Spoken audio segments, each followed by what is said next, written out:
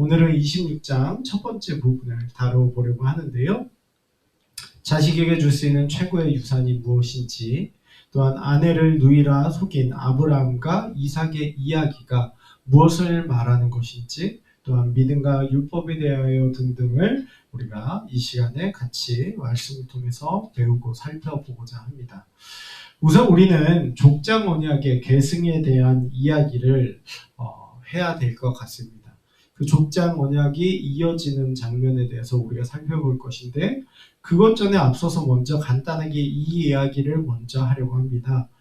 이삭이 흉년이 듣자 블레셋 왕 아비멜렉에게 이르렀다고 성경은 이야기를 합니다. 여기서 우리는 사무엘서에 나오는 이스라엘과 싸웠던 그 블레셋, 사사기에 나오는 그 삼손과 싸웠던 그 블레셋을 떠올릴 수가 있게 되지만, 그 사사기에 나오는, 그 사무엘서에 나오는 그때의 블레셋은 주전 1200년대에 가나안 남서부 지역으로 바다를 건너와 이주한 자들을 블레셋이라고 합니다. 그래서 현재 본문의 블레셋과는 다른 이들이라는 것을 기억을 해야 됩니다.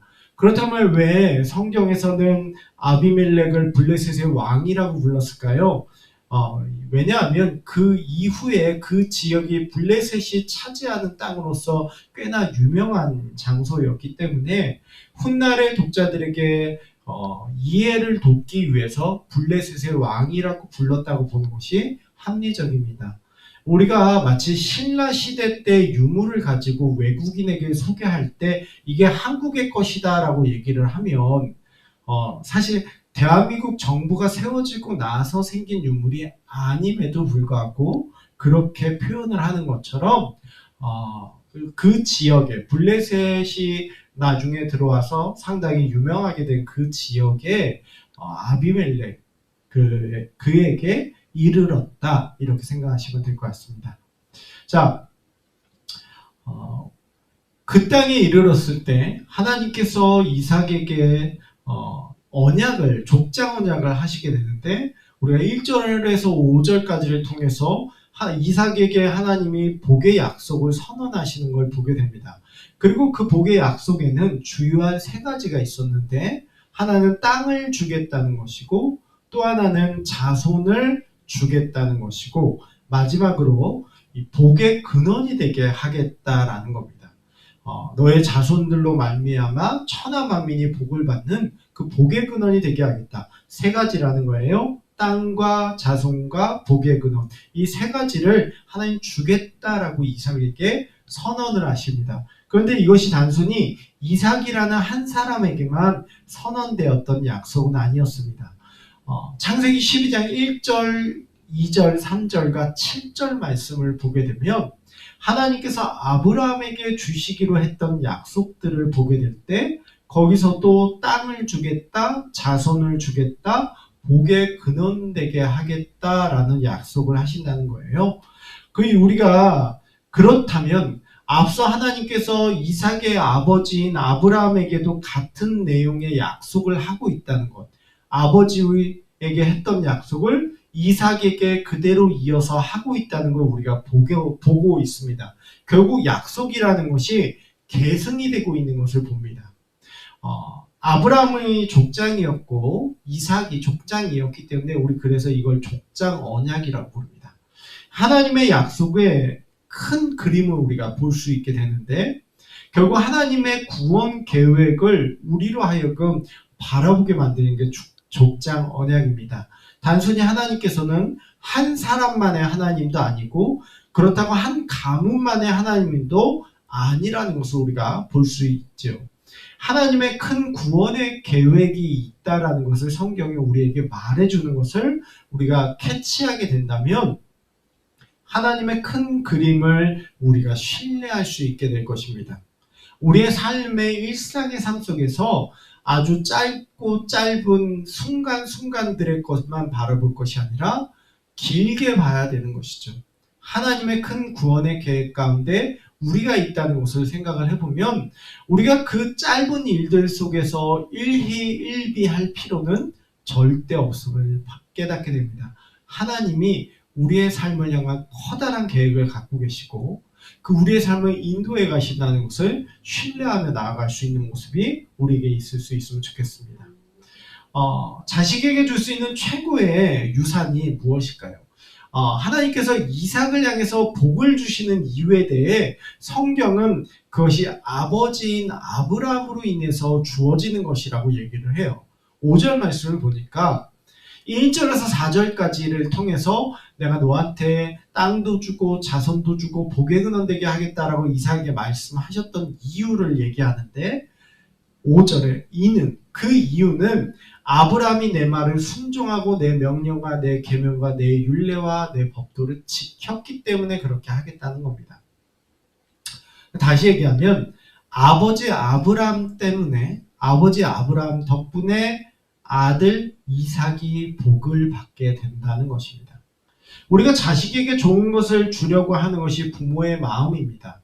그렇다면 우리 정말 이 말씀을 보게 될 때 자식에게 줄 수 있는 가장 좋은 선물, 어찌 보면 물려줄 수 있는 최고의 유산이 무엇인지를 깨닫게 됩니다. 그것은 바로 하나님이라는 것이죠.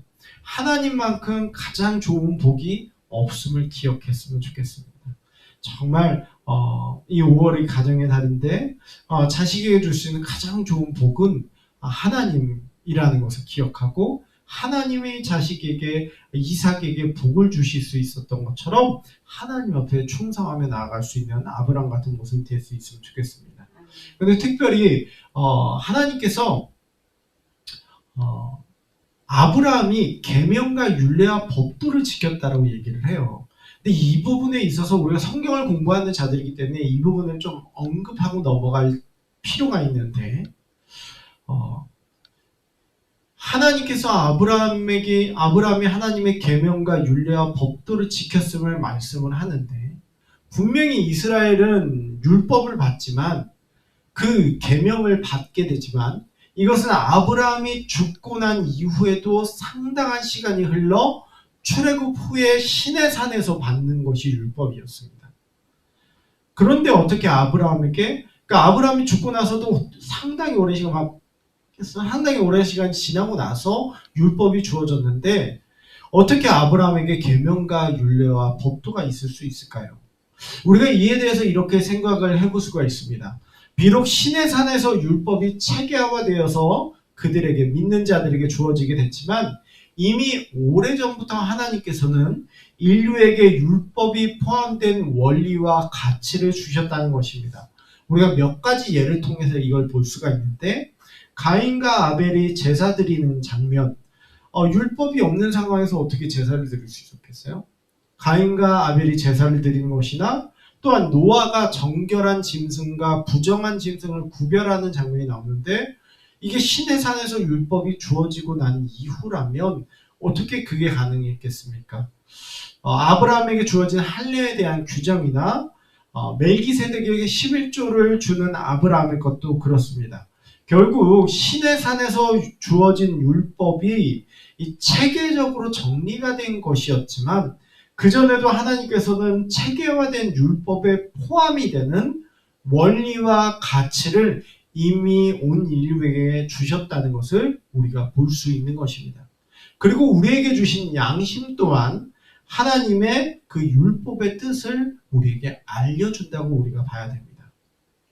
신명기 30장 14절 말씀, 오직 그 말씀이 내게 매우 가까워서 내 입에 있으며 내 마음에 있은 즉 내가 이를 행할 수 있느니라 라는 말씀이 있어요. 그러니까 하나님이 율법을 주신 것은 이미 우리의 마음에 양심이라는 율법, 우리의 마음속에 주신 율법들이 있다는 것이죠. 그래서 로마서에서도 그렇게 얘기합니다.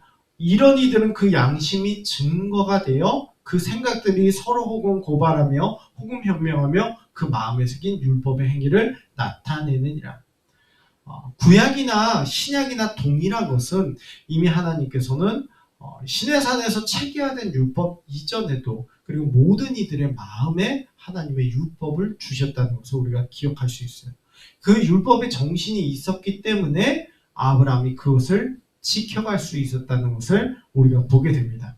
그렇다면 우리는 아브라함을 두고 말할 때 그가 믿음의 조상이라고 말을 많이 하게 되는데, 그를 대표하는 단어가 믿음이라고 말할 수 있지만 26장 5절의 말씀을 보면 아브라함은 율법을 지킨 사람이기도 하다는 것입니다.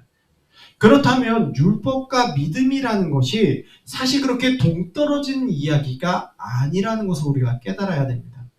믿음 안에서 살아간다는 삶은 바로 율법을 지키는 삶을 산다는 것과 마찬가지라는 것입니다. 왜냐하면 하나님을 믿기 때문에 하나님이 기뻐하시는 삶을 살려고 하고, 하나님을 믿기 때문에 하나님이 싫어하시는 삶을 살지 않으려고 하는 것이죠. 율법이 무엇입니까? 하나님이 기뻐하시는 것이 무엇인지, 싫어하시는 것이 무엇인지를 우리에게 말해준 것입니다. 결국 믿음의 삶을 산다는 것은 율법이 말하는 자와 같은 것을 우리가 볼 수가 있습니다. 오늘날 우리가 믿음 생활을 한다고 할 때 자꾸 믿음 생활에 있어서 율법을 무시하는 경우가 있어요. 그러나 믿음 생활을 한다는 것은 결국 그 율법을 지키는 삶을 산다는 것이죠. 그 행동이 엉망인 삶, 믿는다고 하지만, 예수를 믿는다고 하고 교회를 다닌다고 말하지만 그 행동이 엉망인 삶을 과연 믿음이라고 말할 수 있을까? 결코 성경은 아니라는 것을 이미 아브라함의 경우를 통해서 우리에게 보여주고 있다는 것입니다. 정말 한국교회 안에서 내가 신앙생활한다라고 얘기를 하지만 절대 그 삶에 하나님의 기뻐하심과 하나님의 싫어하심에 대한 것을 또 지켜 나갈 그 자세가 없다면 과연 그것이 믿음 생활인지 한번 스스로 돌아보는 것이 필요할 것 같습니다. 율법주의에 빠져서는 안 되겠지만 하나님 앞에서 하나님을 믿는 자들은 율법을 지킬 수밖에 없다는 것을 기억해야 될 줄로 믿습니다. 자, 우리가 이삭에게 주어진 복이 아버지 아브라함의 율법을 지키는 삶을 통해서 주어졌다는 것을 우리가 앞서 살펴봤지만, 단순히 아브라함 때문에만 이삭이 복을 받는 것은 아니었습니다. 하나님께서는 아브라함에게 땅을 떠나라는 명령을 주셨어요. 그리고 나서 어떤 약속을 주셨습니다. 근데 동일한 패턴으로 이삭에게 땅에 거주하라라는 명령을 주시고 나서 이러한 복을 주겠다는 약속을 하십니다. 그러니까 명령 뒤에 하나님의 약속이 존재했다는 거예요. 그러니까 아브라함 덕분에 이삭이 복을 받은 것은 맞는 이야기이지만, 그 또한 이삭 또한 하나님 앞에서 책임 있는 삶을 살았다는 것입니다. 우리가 하나님 앞에서 책임 있는 삶을 살지 않은 채 부모의 신앙만으로 하나님 앞에 복을 받을 수 있다? 그것은 잘못된 생각으로 말씀을 봐야 될 것 같습니다. 각자 하나님 앞에서 바른 신앙의 삶이 없이는 불가능합니다. 제가 사무엘서를 강의하고 있지만 사무엘상 2장이 우리에게 해주는 말이 무엇입니까? 하나님 존중하는 자 하나님 존중히 여기고, 하나님 멸시하는 자 하나님 경멸하겠다 했는데, 결국 신앙은 각자 각자의 몫이고 복과 화도 각자 각자의 몫이라는 걸 기억을 해야 돼요. 그래서 정말 하나님 앞에서 책임 있는 삶의 모습이 우리에게 필요한 줄로 믿습니다. 자, 이제 그 하나님이 그렇게 약속을 하시고 난 이후의 사건을 잠깐 살펴보려고 하는데, 어떤 일이 있었냐면 이삭이 그 그랄에 거주할 때 7절 말씀입니다. 그곳 사람들이 그의 아내에 대하여 물으매 그가 말하기를 그는 내 누이라 하였으니 리브가는 보기에 아리따움으로 그곳 백성이 리브가로 말미암아 자기를 죽일까요? 그는 내 아내라 하기를 두려워함이었더라. 이삭이 리브가의 외모 때문에 자기가 죽임을 당할까봐, 남편이니까 내가 죽임을 당하고 아내를 빼앗길까봐 두려워서 아내를 누이라고 속입니다. 우리가 이 장면을 어디서 본 적이 있어요. 그것은 바로 아버지 아브라함에게서 봤습니다. 너무나도 유사한 장면이에요. 그래서 어떤 학자들은 이 같은 사건을 아버지 때 한 번 말하고 아들에게 또 말한다고 보기도 합니다. 이게 무슨 얘기냐면 한 번 있었던 사건인데 아버지 때 그 얘기하고 아들 때 얘기한다 이렇게 얘기한다는 거예요. 그러나 한 번 있었던 사건을 두 차례 인용하는 것이 아니라 오히려 다른 두 가지 사건을 비슷한 사건처럼 보이도록 성경이 말하고 있다고 봐야 됩니다. 제가 그 이야기를 좀 해보려고 하는데 1절을 보면 이렇게 나와요.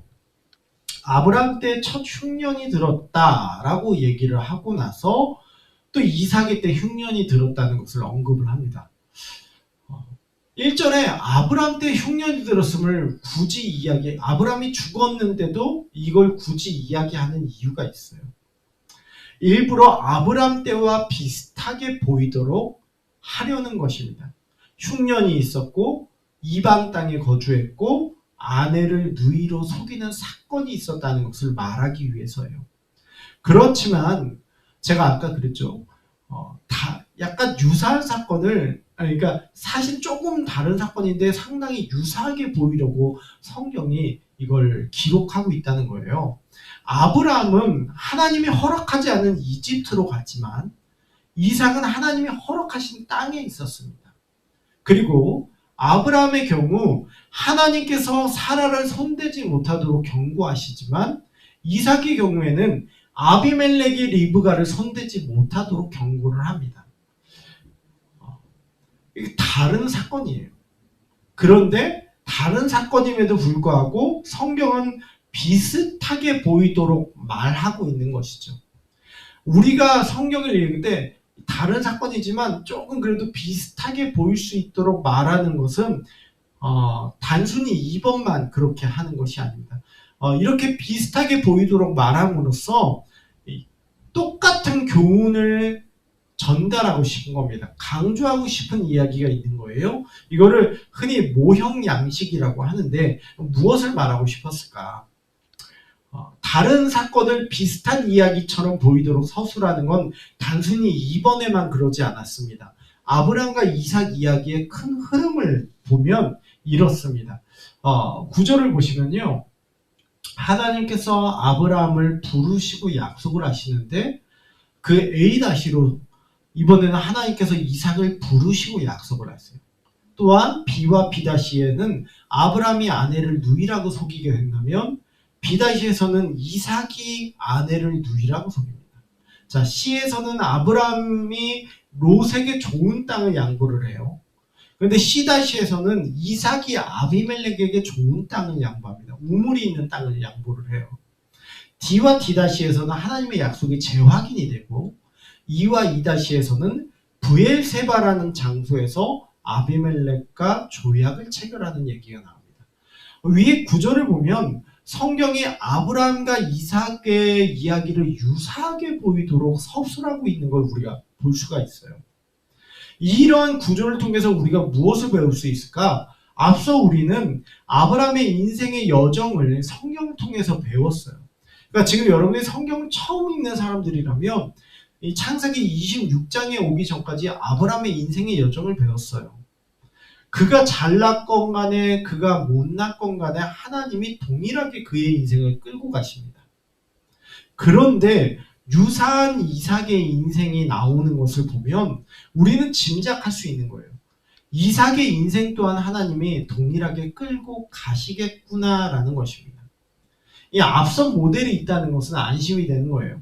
우리가 아버지 아브라함을 이끌고 가셨던 하나님의 생각을 해보면 26장을 보고 있는 우리는 그 다음 장을 읽지 않아도 아들 이삭의 인생 또한 하나님이 동일하게 끌고 가시겠구나라고 짐작할 수가 있다는 겁니다. 그래서 셰일 해머라는 학자는 이 부분에 대해서 이렇게 말을 해요. 하나님께서 조상들을 위해서 행하셨던 것을 또한 그 자손들을 위해서도 행하실 것이라는 거예요. 우리는 인생도 마찬가지입니다. 우리 믿음의 선배들을 떠올릴 때 그 우리의 믿음의 선배들이 마치 다른 세계에 사는 사람들처럼 느껴질 수 있어요. 어떻게 저렇게 살 수 있지? 어떻게 저렇게 위대한 신앙의 위인이 될 수 있지? 우리 그렇게 생각해 볼 수 있어요. 하지만 그들도 우리와 성정이 같은 사람이에요. 분명히 그들 또한 못남도 있었을 것이고 그들 또한 넘어짐도 있었을 겁니다. 그러나 하나님 결코 그들을 놓지 않으셨다는 것은 오늘날 우리를 향한 하나님의 손길이 어떠할지를 배우게 됩니다. 우리도 못나고 우리도 넘어질 때가 있지만 하나님 결코 우리를 버리지 아니하실 거라는 걸 우리가 확신할 수가 있는 것입니다. 우리 그 하나님을 바라볼 수 있는 것입니다. 우리가 말씀을 공부하는 이유가 이런 것입니다. 정말 눈앞에서 어떤 기적이 일어날 때 하나님 살아계시구나 이런 거가 아니라 말씀을 배우면서 우리의 정말 믿음의 선조들을 향해 행하셨던 하나님의 손길을 바라보며 동일하게 그 하나님이 나에게도 하실 거라는 것을 바라보는 시각이 있어야 됩니다. 우리 삶을 분명히 이끌고 가실 하나님을 신뢰할 수 있게 되는 것입니다. 그런 하나님을 신뢰하는 하나님의 사람들이 될 수 있으면 좋겠어요.